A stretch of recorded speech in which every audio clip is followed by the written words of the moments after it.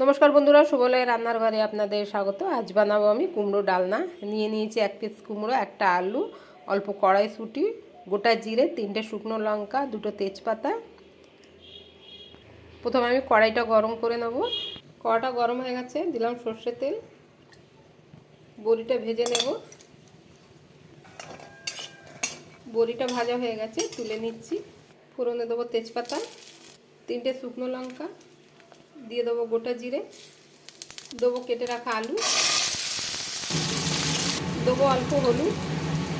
আলুটা অল্প ভাজা ভাজা করে নিতে হবে। দিয়ে দিলাম কেটে রাখা কুমড়ো, স্বাদ মতো লবণ, দেবো আরও অল্প হলুদ, দিয়ে দেবো কড়াইশুঁটি, দিলাম অল্প চিনি, 2টো চেরা কাঁচা লঙ্কা। এই বাটি দিয়ে 1 বাটি জল দেব। ঢাকনা বন্ধ করে সেদ্ধ করে নেব। কুমড়ো আলু সেদ্ধ হয়ে গেছে, দিয়ে দিলাম ভেজে রাখা বড়িটা। আমি এইভাবে হাত দিয়ে গুঁড়ো করে নিয়েছি। দিয়ে দিলাম অল্প গরম মশলা, দিয়ে দিলাম অল্প ঘি।